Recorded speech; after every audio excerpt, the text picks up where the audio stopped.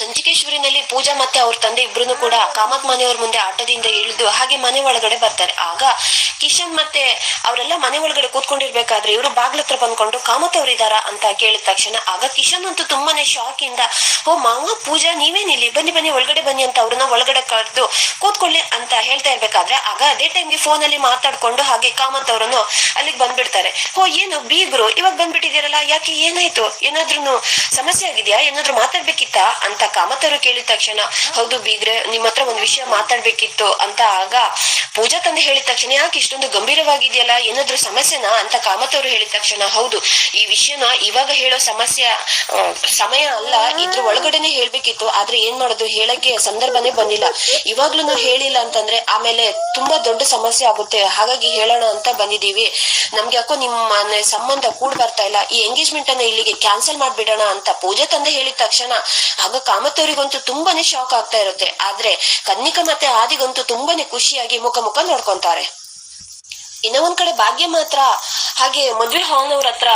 Engagement ಹಾಲ್ ಬೇಕು ಅಂತ ಒಬ್ರ ಹತ್ರ ಕಾಲ್ ಅಲ್ಲಿ ಮಾತಾಡ್ತಾ ಇರ್ಬೇಕಾದ್ರೆ ಸರ್ ಪ್ಲೀಸ್ ಸರ್ ಸ್ವಲ್ಪ ಕಮ್ಮಿ ಮಾಡ್ಕೊಳ್ಳಿ ಅಂತ ಭಾಗ್ಯ ರಿಕ್ವೆಸ್ಟ್ ಮಾಡ್ಕೊಂತ ಇರ್ಬೇಕಾದ್ರೆ ಏನಮ್ಮ ನನ್ನನ್ನ ನೀನ್ ಏನಂತ ಅನ್ಕೊಂಡಿದ್ಯಾ, ನಾನು ತರಕಾರಿ ವ್ಯಾಪಾರ ಮಾಡ್ತಿದ್ದೀನಿ ಅಂತ ಅನ್ಕೊಂಡಿದ್ಯಾ, 10 ವರ್ಷದಿಂದ ಈ ಫೀಲ್ಡ್ ಅಲ್ಲಿ ಇದೀನಿ ನಾನು, ನಿಮ್ಮಂತ ಕಷ್ಟ ಅಂತ ಹೇಳ್ಕೊಂಡ್ ಬಂದವರು ಎಷ್ಟು ಜನ ಬಂದಿದ್ದಾರೆ ಗೊತ್ತಾ, ನೋಡಮ್ಮ ನಾನ್ ಹೇಳಿರೋ ರೇಟ್ ಗಿಂತ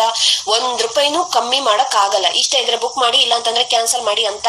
ಅವರು ಫೋನ್ ಅನ್ನ ಕಟ್ ಮಾಡ್ಬಿಟ್ಟ ತಕ್ಷಣ ಆಗ ಭಾಗ್ಯ ಅಂತೂ ಟೆನ್ಷನ್ ಅಲ್ಲಿ ಅಯ್ಯೋ ದೇವ್ರೆ ಇವಾಗ ಇಷ್ಟು ದುಡ್ಡನ್ನ ಇವ್ರು ಕೇಳ್ತಾ ಇದಾರಲ್ಲ, ಅಲ್ಲ ಎಂಗೇಜ್ಮೆಂಟ್ ಮಾಡೋ ಹಾಲಿಗೆ ನನ್ನ ಹತ್ರ ಇರೋ ದುಡ್ಡನ್ನೆಲ್ಲ ಕೊಟ್ಬಿಟ್ರೆ ಇನ್ನ ಎಂಗೇಜ್ಮೆಂಟ್ ಏನಪ್ಪ ಮಾಡೋದು ಅಂತ ಭಾಗ್ಯ ಹಾಗೆ ಹೇಳ್ತಾ ಯೋಚನೆ ಮಾಡ್ತಾ ಇರ್ಬೇಕಾದ್ರೆ ಏನಮ್ಮ ಭಾಗ್ಯ ಅದ್ಯಾವ್ದೋ ಎಂಗೇಜ್ಮೆಂಟ್ ಗೆ ಹಾಲ್ ಬುಕ್ ಮಾಡ್ಬೇಕು, ಹಾಗೆ ಅವ್ರ ಹತ್ರ ಮಾತಾಡ್ತೀನಿ ಅಂತ ಹೇಳ್ದಿಯಲ್ಲ ಅವ್ರ ಹತ್ರ ಮಾತಾಡ್ದೇನಮ್ಮ ಅಂತ ಕುಸುಮ ಬಂದ್ಬಿಟ್ಟು ಕೇಳ್ತಾರೆ. ಅತ್ತೆ ಅವ್ರ ಹತ್ರನೇ ಮಾತಾಡ್ತಿದ್ದೆ ಅತ್ತೆ, ಅವ್ರಂತೂ ಸಿಕ್ಕಾಪಟ್ಟೆ ದುಡ್ಡು ಕೇಳ್ತಾ ಇದಾರೆ, ಇವಾಗ ನಮ್ಮ ಹತ್ರ ಇರೋ ದುಡ್ಡನ್ನೆಲ್ಲ ಅವ್ರಿಗೇನೆ ಕೊಟ್ಬಿಟ್ರೆ ಮತ್ತೆ ಎಂಗೇಜ್ಮೆಂಟ್ ಹೇಗ್ ಮಾಡೋದು ಅಂತ ನನ್ಗಂತೂ ತುಂಬಾನೇ ಯೋಚನೆ ಆಗ್ತಾ ಇದೆ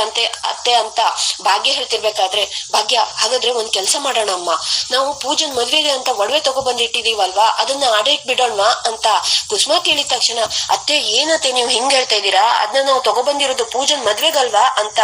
ಭಾಗ್ಯ ಕೇಳಿದ ತಕ್ಷಣ ನೋಡು ಮದ್ವೆಗಂತ ನಮ್ಗುನು ಗೊತ್ತು, ಮದ್ವೆಗೆ ಇವಾಗ ಸ್ವಲ್ಪ ನಮ್ಮ ಹತ್ರ ಸಮಯಕಾಶ ಇದೆಯಲ್ವಾ, ದೇವ್ರು ಏನಾದ್ರೂ ಒಂದ್ ದಾರಿ ತೋರಿಸ್ತಾನೆ, ಇವಾಗ ನಾವು ಅದನ್ನ ಅಡೇಟ್ ಬಿಟ್ಟು ದುಡ್ಡನ್ನ ತಂದು ಎಂಗೇಜ್ಮೆಂಟ್ ಅನ್ನೊಂದು ಚೆನ್ನಾಗಿನೇ ಮಾಡ್ಕೊಡೋಣ, ಇದನ್ನ ಬಿಟ್ಟು ನಮ್ಗೆ ಬೇರೆ ದಾರಿನೇ ಇಲ್ಲಮ್ಮ, ಹೋಗು ನೀನು ಬೇಗ ಹೋಗಿ ಆ ಒಡವೆನೆಲ್ಲ ತಗೊಂಡ್ ಬಾ ಅಂತ ಭಾಗ್ಯನ ಕಳಿಸ್ತಾರೆ.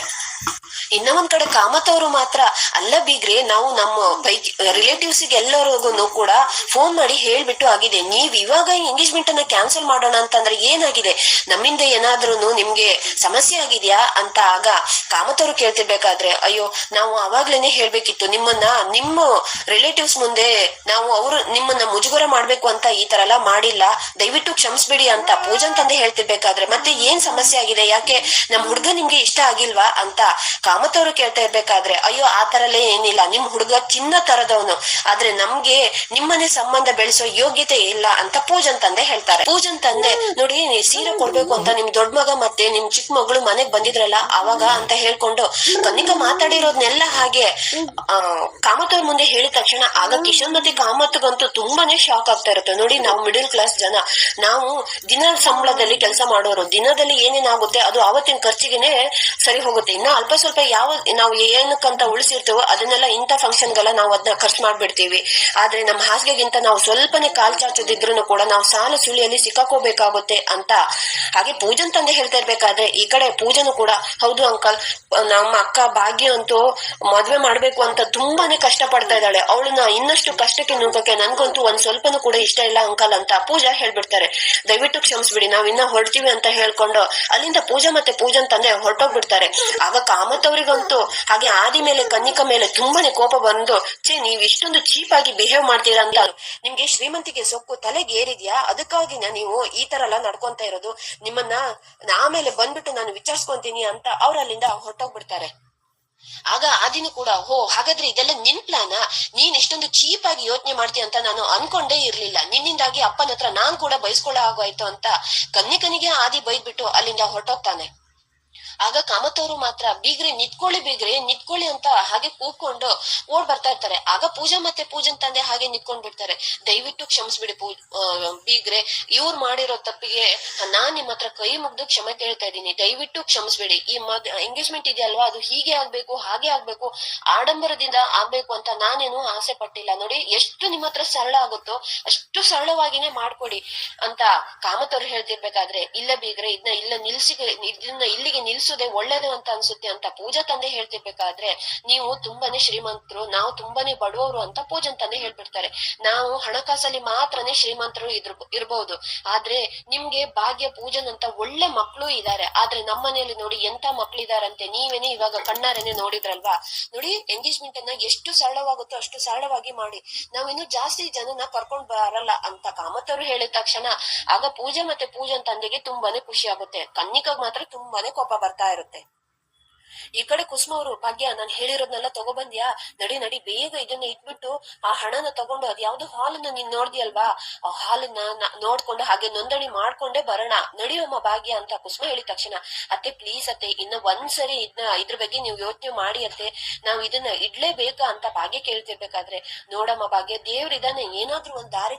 ತೋರಿಸ್ತಾನೆ. ಅದು ಅಲ್ದೆ ಇವಾಗ ಬೇರೆ ಕಡೆ ನೋಡೋಣ ಅಂತ ಹೇಳೋದಕ್ಕೆ ನಮ್ಗೆ ಸಮಯ ಎಲ್ಲಮ್ಮ ಇದೆ, ನಾಳೆನೆ ತಾನೇ ಎಂಗೇಜ್ಮೆಂಟ್ ಇರೋದು, ನಡಿ ಬೇಗ ಹೋಗೋಣ ಅಂತ ಕುಸುಮ ಹೇಳ್ತಾರೆ.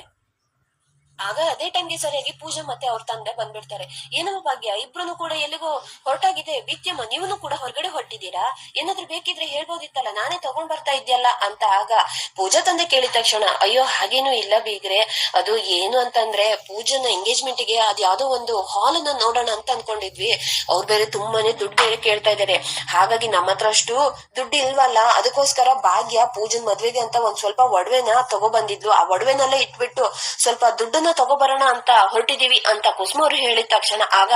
ಪೂಜಾ ಭಾಗ್ಯನ ಹತ್ರ ಬಂದ್ಕೊಂಡು, ಅಕ್ಕ ಇನ್ನ ಅದ್ರ ಅವಶ್ಯಕತೆ ಇಲ್ಲ ಅಕ್ಕ, ಅಪ್ಪನೇ ಹೋಗ್ಬಿಟ್ಟು ಕಾಮತ್ ಅವ್ರ ಹತ್ರ ಎಲ್ಲದ್ ನಮ್ ಪ್ರಾಬ್ಲಮ್ ಎಲ್ಲ ಹೇಳ್ಕೊಂಡಿದ್ದಾರೆ, ಅವ್ರು ಹೇಳಿದ್ದಾರೆ ನಿಮ್ಮ ಹತ್ರ ಎಷ್ಟು ಸರಳವಾಗಿ ಆಗುತ್ತೋ ಅಷ್ಟು ಸರಳವಾಗಿನೇ ಎಂಗೇಜ್ಮೆಂಟ್ ಅನ್ನ ಮಾಡ್ಕೊಡಿ ಅಂತ ಹೇಳಿದ್ದಾರೆ ಅಕ್ಕ ಅಂತ ಪೂಜಾ ಹೇಳಿದ ತಕ್ಷಣ ಭಾಗ್ಯ ಅಂತೂ ತುಂಬಾನೇ ಶಾಕ್ ಆಗಿ, ಅಲ್ಲಪ್ಪ ನೀವು ಹೋಗ್ಬಿಟ್ಟು ಯಾಕಪ್ಪ ಅಲ್ಲಿ ಹೋಗಿ ಆ ತರ ಮಾತಾಡಿದ್ರಿ, ಕನ್ನಿಕ ಬೇರೆ ಹೇಳಿರೋದು ನಿಮ್ಗೆ ನೆನ್ಪೋಯ್ತಾ ಅಂತ ಭಾಗ್ಯ ಕೇಳ್ತಿರ್ಬೇಕಾದ್ರೆ, ನೋಡಮ್ಮ ಕನ್ನಿಕನ್ ಮಾತ್ ಏನನ್ನು ಕೂಡ ನಡೆಯಲ್ಲ, ಏಕಂತಂದ್ರೆ ಅವ್ರ ತಂದೆನೆ ಅಂದ್ರೆ ಕಾಮತ್ ಅವರೇ ಹೇಳಿದಾರಲ್ವಾ, ಎಷ್ಟು ಸರಳವಾಗುತ್ತೋ ಅಷ್ಟು ಸರಳವಾಗಿ ಎಂಗೇಜ್ಮೆಂಟ್ ಮಾಡ್ಕೊಡಿ ಅಂತ ಹೇಳಿದಾರಮ್ಮ ಅಂತ ಪೂಜನ್ ತಂದೆ ಹೇಳಿದ ತಕ್ಷಣ, ಅಪ್ಪ ನೀವು ಹಾಗಾದ್ರೆ ಅಲ್ಲಿ ಹೋಗಿ ಮಾತಾಡಿ ಒಳ್ಳೆ ಕೆಲ್ಸನೇ ಮಾಡಿದೀರಾ ಬೀಗ್ರೆ, ಭಾಗ್ಯ ನಾನು ಅವಾಗ್ಲೇನೆ ಹೇಳಿಲ್ವೇನೆ ದೇವ್ರಿದಾನೆ ಕಾಪಾಡ್ತಾನೆ ಅಂತ. ನೋಡೇ ಭಾಗ್ಯ, ಇವಾಗ ನಾವು ಏನ್ ಮಾಡೋಣ ಗೊತ್ತಾ, ನಾಳೆ ಬೆಳಿಗ್ಗೆ ಎಷ್ಟು ಬೇಗ ಆಗುತ್ತೋ ಅಷ್ಟು ಬೇಗ ನಿಮ್ ಮನೆಗೆನೆ ಹೋಗ್ಬಿಟ್ಟು ಎಂಗೇಜ್ಮೆಂಟ್ ಗೆ ಏನೇನ್ ತಯಾರಿ ಬೇಕೋ ಎಲ್ಲದೂ ಕೂಡ ಮಾಡ್ಕೊಳ್ಳೋಣ ಸರಿನಾ ಅಂತ ಕುಸುಮ ಹೇಳ್ತಾರೆ. ಈ ಕಡೆ ಭಾಗ್ಯ ಮಾತ್ರ ತನ್ನ ಮನೇಲಿ ಬಂದ್ಬಿಟ್ಟು ಹಾಗೆ ಎಲ್ರೂ ಕೂಡ ರೆಡಿಯಾಗಿ ಎಂಗೇಜ್ಮೆಂಟ್ ಗೆಲ್ಲ ರೆಡಿ ಮಾಡ್ಕೊಂಡಿರ್ತಾಳೆ. ಆಗ ಕುಸುಮ ಬಂದ್ಬಿಟ್ಟು, ಭಾಗ್ಯ ಇನ್ನೇನು ಬೀಗರ ಮನೆಯವರು ಬರ್ತಾರಮ್ಮ, ಎಲ್ಲ ರೆಡಿನಾ ಅಂತ ಕೇಳಿದ ತಕ್ಷಣ, ಹ್ಞೂ ಮತ್ತೆ ಎಲ್ಲದೂ ಕೂಡ ರೆಡಿ ಆಗಿದೆ ಅಂತ ಆಗ ಭಾಗ್ಯ ಹೇಳ್ತಾಳೆ. ಆಗ ಸುನಂದನು ಕೂಡ, ಹೇ ಸುಂದ್ರಿ ಹೋಗ್ಬಿಟ್ಟು ಪೂಜೆ ರೆಡಿ ಆಗಿದ್ದಾಳ ಅಂತ ನೋಡ್ಕೊಂಡ್ ಬಾರೆ ಅಂತ ಕೇಳಿದ ತಕ್ಷಣ, ಸುನಂದ ಅಕ್ಕ ನಿಮ್ ಮಗಳು ಪೂಜೆನು ಕೂಡ ರೆಡಿ ಆಗ್ಬಿಟ್ಟಿದ್ದಾಳೆ, ಇನ್ನ ಏನು ಇವಾಗ ಅವಳ ಹುಡ್ಗ ಬರೋದಕ್ಕೋಸ್ಕರ ಅವಳು ನಾಚ್ಕೊಂಡು ಹೊರಗಡೆ ಬರ್ಬೇಕಲ್ಲ, ಅದಕ್ಕೋಸ್ಕರ ಕಾಯ್ಕೊಂಡು ಕೂತ್ಕೊಂಡಿದ್ದಾಳೆ ಅಂತ ಆಗ ಸುಂದ್ರಿ ಹೇಳ್ಬಿಡ್ತಾಳೆ. ಈ ಕಡೆ ಭಾಗ್ಯ ಮಾತ್ರ, ಹೇ ಮಕ್ಕಳ್ರ ನೀವ್ ಇವತ್ತು ಹೊಸ ಬಟ್ಟೆ ಹಾಕೊಂಡಿದ್ದೀರಾ, ಸ್ವಲ್ಪ ಜಾಗ್ರತೆ ಆಗಿರಿ, ಮತ್ತೆ ಹೊರಗಡೆ ಹೋಗ್ಬಿಟ್ಟು ಏನಾದ್ರೂ ಜಗಳ ಮಾಡ್ಕೊಂಡು ಬಟ್ಟೆ ಕೊಳೆ ಆದ್ರೆ ನಾನ್ ಮಾತ್ರ ಸುಮ್ನೆ ಬಿಡಲ್ಲ ಅಂತ ಭಾಗ್ಯ ಬೈತಾಳೆ. ಆಗ ಅದೇ ಟೈಮ್ಗೆ ಸರಿಯಾಗಿ ಅಲ್ಲಿಗೆ ಧರ್ಮ ಅವರನ್ನು ಕೂಡ ಹೊಸ ಬಟ್ಟೆ ಮೇಲೆ ಕಾಫಿ ಚೆಲ್ಕೊಂಡು ಅಲ್ಲಿಗೆ ಬಂದ್ಬಿಡ್ತಾರೆ. ಆಗ ಕುಸುಮ ಅವರು ಅದನ್ನ ನೋಡ್ಕೊಂಡು ಚೆನ್ನಾಗಿ ಬೈತಾನೆ ಇರ್ತಾರೆ. ಚಿಕ್ಕ ಮಕ್ಕಳು ತರ ನೀವು ಇವಾಗ ಬಟ್ಟೆನ ಗಲೀಜ್ ಮಾಡ್ಕೊಂಡಿದ್ದೀರಲ್ಲ, ಇನ್ನೇನು ಬೀಗ್ರು ಬರೋ ಹೊತ್ತಾಯ್ತು, ಹೋಗ್ಬಿಟ್ಟು ಬೇಗನೆ ಬಟ್ಟೆನ ಚೇಂಜ್ ಮಾಡ್ಕೊ ಬನ್ನಿ ಅಂತ ಧರ್ಮ ಅವರನ್ನ ಅಲ್ಲಿಂದ ಕಳಿಸ್ಬಿಡ್ತಾರೆ. ಇಲ್ಲಿಗೆ ಈ ಸಂಚಿಕೆ ಮುಕ್ತಾಯವಾಗುತ್ತೆ. ವಿಡಿಯೋ ನೋಡಿದ್ದಕ್ಕಾಗಿ ಧನ್ಯವಾದ.